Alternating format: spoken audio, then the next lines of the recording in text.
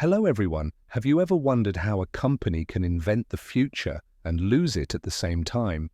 Today, we are looking at one of the most paradoxical failures in business history. This is the story of Kodak. In the 20th century, Kodak was everywhere. If you held a photo in your hand, it was likely a Kodak photo. Family holidays, a baby's first steps, or even the moon landing. Everything was captured on their film. By the mid-1970s, Kodak controlled 90% of the film market and 85% of camera sales in the US. They weren't just a company, they were a monopoly with endless resources. But behind this massive success, a secret threat was growing, one that the company created itself. The story began with George Eastman. Before him, photography was a complex process for professionals only. Eastman made it simple. His motto was, "You press the button, we do the rest." Kodak built a perfect business model known as razor and blades. They sold cameras at very low prices, sometimes even at a loss. Why? Because the real money was in the consumables, the film, the chemicals for processing, and the photo paper. The profit margin on film was an incredible 80%. For decades, billions of dollars flowed into the company with almost no effort. This success created a culture of arrogance. Inside the company, the top managers were treated like royalty. They had their own private elevators and luxury dining rooms. They were so rich that they simply didn't believe the world could ever change. They were convinced that Kodak was invincible, and this overconfidence was the first crack in their foundation. This addiction to film money is exactly what led to a fatal mistake when a miracle happened in their own laboratory. In 1975, a young Kodak engineer named Steve Sasson created something world-changing, the first digital camera. It was a 4-kilogram machine that recorded black and white images onto a cassette tape. When Sasson showed his invention to the management, he expected excitement. Instead, he heard, "That's cute, but don't tell anyone about it." The executives weren't stupid, they were just too careful. They realized that digital photography would destroy their film business.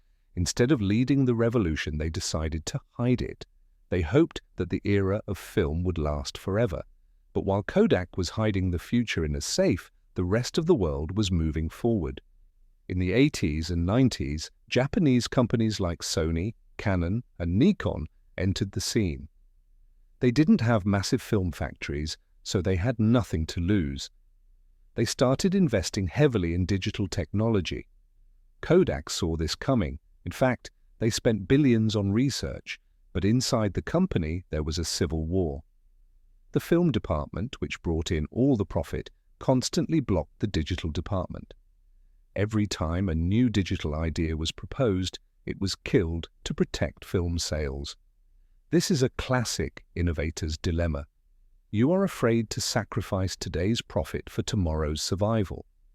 By the early 2000s, the situation reached the point of no return. In 2001, film sales peaked and then started a rapid, painful decline. People were switching to digital cameras much faster than Kodak expected. The company tried to catch up. They released their own digital cameras, and they were actually good, but it was too late. The market was already crowded, and the profits in digital were tiny compared to film.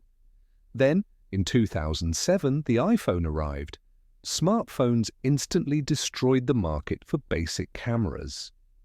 In 2012, Kodak, a giant with over 100 years of history, officially filed for bankruptcy. The story of Kodak ended, but it left us with a lesson that every entrepreneur should learn. The lesson of Kodak is simple. Your greatest strength can become your greatest weakness. This happens because of the fear of cannibalization. Kodak was afraid that a new product would eat the sales of the old one. But here is the truth. It is better to eat your own lunch than to let a competitor eat it. You must be your own toughest competitor. If you don't innovate to replace your best-selling product, someone in a garage or a small startup will eventually do it for you. Also, remember that technology doesn't care about your history. It doesn't matter if you've been around for 100 years.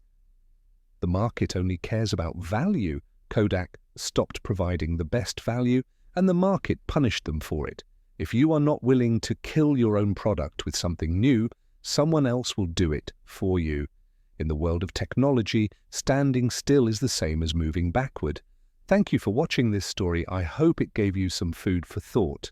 Which companies rise and fall should we analyze next? Let me know in the comments below. See you in the next one.